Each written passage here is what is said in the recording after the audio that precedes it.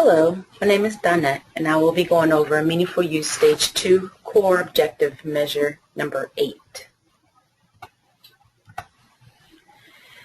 Today we'll be talking about the clinical summary. The clinical summary is an after-visit summary that provides a patient with relevant and actionable information and instructions containing, in no particular order, the patient's name, the provider's name, current problem list, the current medication list, immunizations, vital signs, things of that sort that usually show up on that particular plan. The office visits.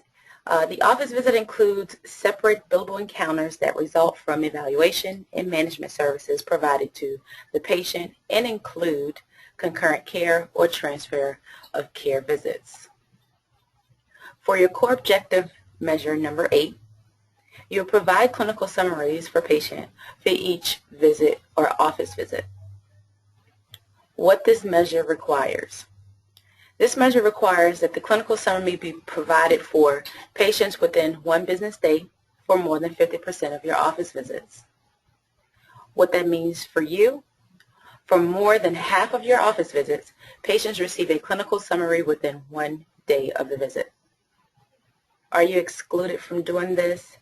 If you do not conduct any office visits, you can be excluded from the meeting, meeting this objective. Now, where you can find the patient plan or clinical summary is if you have a person who does your checkout or a person who does your check-in and your checkout. On the checkout template, there is an area at the bottom of that screen where you can actually click on the patient plan button. If when you come in a template, the checkout template, and you don't see this area at the bottom here, it may be toggled. So you want to just click on this arrow.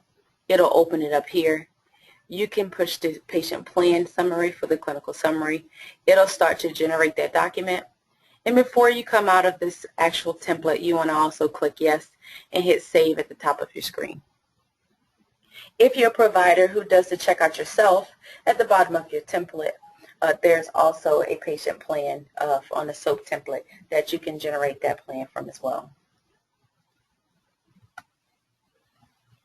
This is what the document will look like when you generate it. It will have your location at the top with your address and phone numbers, as well as the patient information, the date of service, what the visit type was, and again, those things we discussed in the second slide, usually with your medications and things of that sort.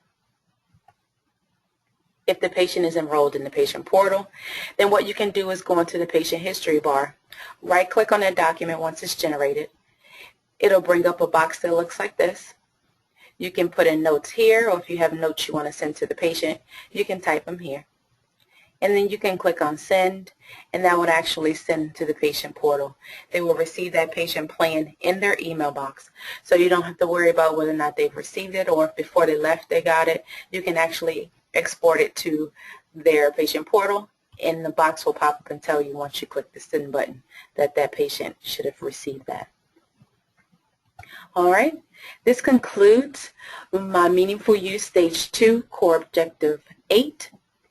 If you have any questions, please feel free to send any questions to help@tpmgpc.com, and we'll be sure to answer those questions as quickly as possible. Thank you, and have a great day.